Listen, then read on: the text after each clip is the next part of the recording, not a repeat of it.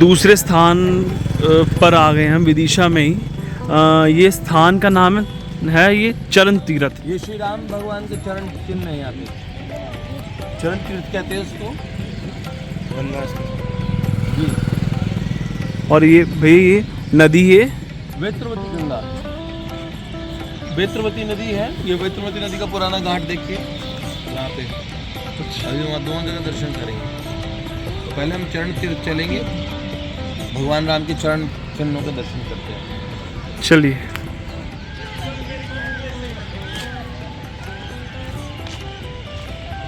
वेत्रवती के सुंदर दर्शन गोपाल सहस्त्र नाम में नदी का नाम आता है। भैया जी अभी आ रहे हैं, फिर आपको बताएंगे यहाँ के बारे में। और ये चरण तीर्थ है, जब भगवान राम वनवास के लिए आए तो यहाँ पर रुके होंगे, तब ऐसा बनाया होगा। अभी हम चल के देखते हैं, दर्शन करते हैं। जो आपको ये दिख रहा है ये वाला स्थान, ये वाला स्थान ये है चरण तीर्थ। चलिए चलते हैं। वहाँ जो पुल आपको दिख रहा है ना सामने, वो वहाँ से क्रॉस करके पैदल ऐसे जाना पड़ेगा। कोई कन्वेंस नहीं आती यहाँ तक, आगे ऐसे क्रॉस करके जाना पड़ेगा। चलिए चलते हैं। भैया जी अभी आ रहे हैं पीछे पीछे। विदिशा नारदी निकुंज भर्ती कर लिया मैंने लड़का जी। कुछ जवान लड़कों को ढूंढ रहे हो। शाम के 7 बजने वाले हैं, अंधेरा हो चुका है। वीडियो अच्छी आनी चाहिए, बस ऐसा हो, रोशनी हो अच्छी। यहाँ पे भैया जी आ चुके हैं।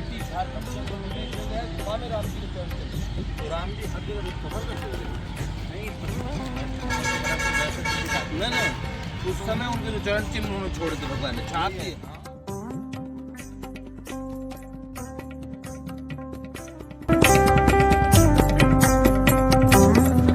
ये जो पुत्र हैं वो विदिशा के राजा थे। वाह, ये बात अच्छी बताई, क्योंकि मुझे नहीं पता। विदिशा के राजा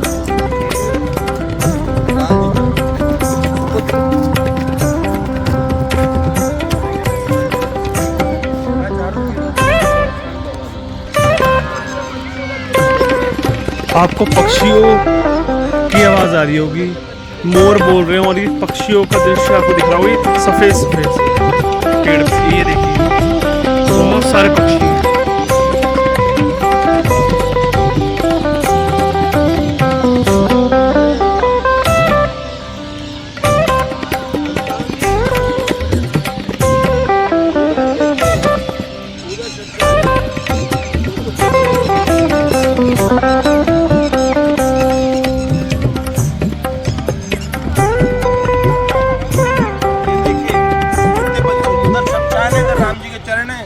बहन कहती है कनिका जी की मुक्ति इधर जाएगा जीव, उधर भगवान के चरण मिल जाएंगे, मुक्त हो जाएगा।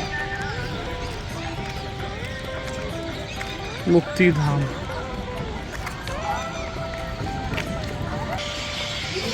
सामने ये शमशान घाट, और ये अभी जहाँ मैं खड़ा हूँ यहाँ ये मुक्ति धाम, राम जी के चरण चिन्ह। पक्षियों की आवाज़ अगर आप सुन पा रहे होंगे, इस समय लगभग शाम के 7 बज चुके हैं और बहुत सारे पक्षियों की आवाज़ आ रही, बहुत सारे पक्षियों की आवाज़। यहाँ से मैं जूम करके हल्का आपको दिखाता हूँ। ये जो सफ़ेद सफ़ेद आपको दिख रहे होंगे ना, ये सब पेड़ पे ऐसे बैठे हुए हैं। यहाँ पे ये ऐसे जल है, यहाँ पे जल आ रहा है वेत्रवती नदी का। ये स्थान बने हुए हैं, ये भी बताता हूँ क्या क्या है यहाँ पर। अभी हम ये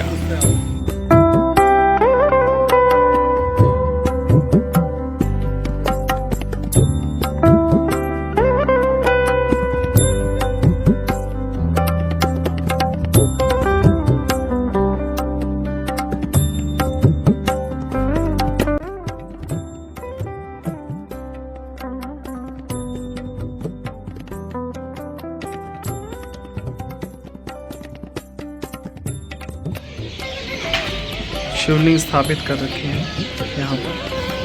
आपको दर्शन करा देता हूँ। अभिषेक चल रहा है रुद्री को। जय हो।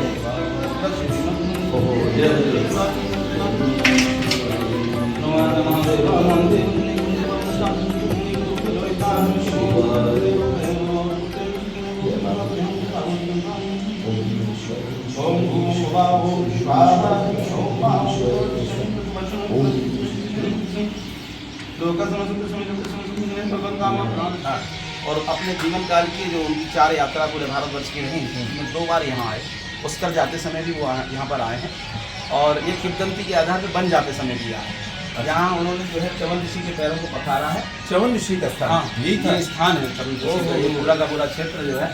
और भगवान श्री मार्कंडेय ऋषि हैं वो उस तरफ, और ये जो है अद्भुत जगह है। और ये जगह त्रेता से ही है। भगवान श्री राम के मंदिर तो 350 वर्ष पूर्व बने हैं, हाँ। लेकिन ये जगह जो है त्रेता से उस शत्रुघ्न की राजधानी विदिशा, शत्रुघ्न के पुत्र युगकेतु, शत्रुघाती की राजधानी विदिशा रही है। युगकेतु, हाँ यस, उनके जो पुत्र थे मथुरा के बाद उन्होंने यहाँ इसको राजधानी बनाया अपने पुत्र की। ये बिल्कुल लिखी हुई बात, प्रमाणित है। और शत्रुघ्न जी के जो पुत्र हैं युगकेतु, यहाँ राजधानी बनाई, यहाँ उनकी राजधानी रही। क्या बात। और यहाँ एक विजय मंदिर है 11वीं शताब्दी का। अगर आज वो मंदिर होता तो एशिया का सबसे बड़ा ऊंचा मंदिर होता है। 122 गज ऊंचा मंदिर था वो, विजया देवी का मंदिर। मुगल आक्रांताओं ने उनको 17 बार तोड़ा, जैसे सोमनाथ को 17 बार तोड़ा, अच्छा ऐसे उसको तोड़ा, बम लगा के, डायनामाइट लगा के, बारूद भर के। और ये माँ वैत्रवती है हिंदुस्तान भारतवर्ष की जो विशिष्ट गंगा, जमुना, सरस्वती, नर्मदा, सिंधु, कावेरी, वैत्रवती, क्षिप्रा, चर्मनवती, वेदिका, उनमें से एक 12 नदियों में से एक की। अपने गोपाल सहस्त्रनाम में गोदा, वित्रवती तथा हाँ, ये वैत्रवती। गोपाल सहस्त्रनाम में वैत्रवती आता है, और विष्णु सहस्त्रनाम में विदिशा आता है। अच्छा, दिशा, अच्छा, वही विदिशा है। विदिशा का अर्थ होता है, वैसे तो बहुत सारी दिशाएं होती हैं, लेकिन ईशान, आग्नेय, वायु व नैऋत्य कोण को ही विदिशा बोला जाता है। इन 4 दिशाओं को विदिशा बोला जाता है। तो ये विभिन्न दिशाओं का जो शहर नगर है, और ये वैत्रवती बह रही है, और आगे त्रिवेणी संगम है, और इसके आगे एक मंदिर है त्रिवेणी, वो लाइट दिख रही है। वहाँ भगवान के स्वयं विग्रह हैं, राम और लखन के। सीता जी नहीं है जहाँ उनके साथ कभी। अच्छा। और पुष्कर से एक पुस्तक निकलती है, पुष्कर महत्व की, उसमें स्पष्ट वर्णन है कि भगवान श्री राम ने मार्कंडेय ऋषि की आज्ञा से अपने पिता का श्राद्ध यहाँ पर किया, और उनको जो ब्रह्म दोष लगा था रावण के वध का, इस ब्रह्म कुंड में, च्यवन कुंड में स्नान करके उनने इस ब्रह्म दोष से मुक्ति पाई। क्या बात है। तो ये तो अनादि काल से, अनंत काल से भगवान श्री राम के चरणों के नाम से ही जाना जाता है। चरण तीर्थ बोला जाता है इसको। और भगवान शिव का ये स्थान है। 1 मंदिर, 2 मंदिर, कालांतर में कभी एक मंदिर वहाँ गिर गया है। इस तरीके ये 3 मंदिरों का ये स्थान है। और मकर संक्रांति, शिवरात्रि पे यहाँ बहुत बड़ा मेला लगता है। क्या बात है आचार्य जी, आपने संक्षेप में यहाँ का सारा महात्म्य भी कह दिया। हमने आपको बीच में से डिस्टर्ब भी कर दिया। वो तो हमने, लेकिन यहाँ के विष्णु भगवान के दर्शन हो, वो मैं मोबाइल उठाना, मेरी मोबाइल के साथ। आप कहाँ से पता है? हम गाजियाबाद, दिल्ली गाजियाबाद, और हमारा क्षेत्र उधर है, और इधर जाके जुड़ गई। हाँ, एक धारा उस मंदिर के उधर से निकली है। हाँ। और यहाँ एक झिरी नदी से आके, ये लाइट जो दिख रही है, जिसके पीछे से आके उधर आकर इस तरीके से चली गई। ये जो है यमुना में जाके हमीरपुर में, यहाँ से 700 किलोमीटर दूर जाके यमुना में मिली है।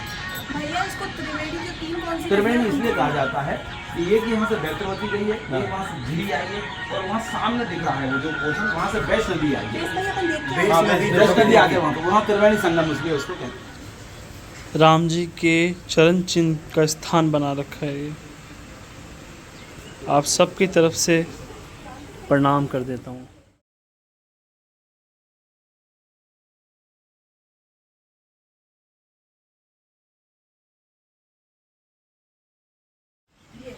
ये हनुमान जी के पीछे, अरे पीछे मतलब यही होगा, पीछे मतलब यही है, ये हनुमान जी, ये हनुमान जी के पीछे जो चरण चिन्ह है वो यही है। प्राचीन में लिखा हुआ 7:30 हो गए रात के, और अभी हम हैं वेत्रवती नदी के घाट पर। तो यहाँ स्थान है चमत्कारी हनुमान जी। तो अंदर चल के देखते हैं, एक बार दर्शन कर लेते हैं हनुमान जी का। ये सब जलमग्न हो जाता है, सब डूब जाता है। यहाँ शिवालय है ऊपर, यहाँ दिख रहा होगा, और यहाँ चमत्कारी है, चमत्कारी हनुमान जी। जय हो हनुमान।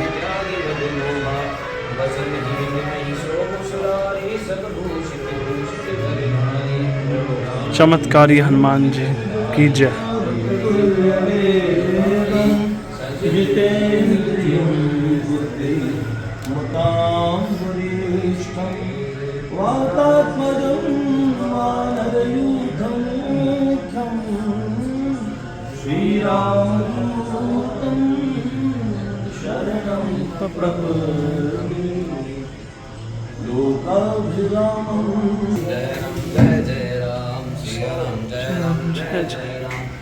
परिक्रमा देते हैं आप सबकी तरफ से हनुमान जी की, चमत्कारी हनुमान जी की परिक्रमा। जय हो वीर हनुमान, जय श्री राम, जय श्री राम, जय सीताराम, सीताराम, सीताराम। रात का समय हो गया है, अब हम चलते हैं घाट पर और दर्शन करते हैं वेत्रवती नदी के।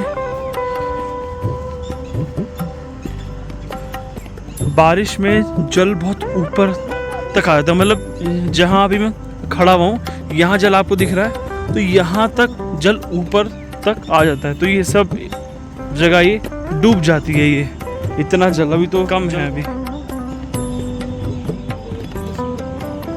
वेत्रवती गंगा जी के पास आ गए हम।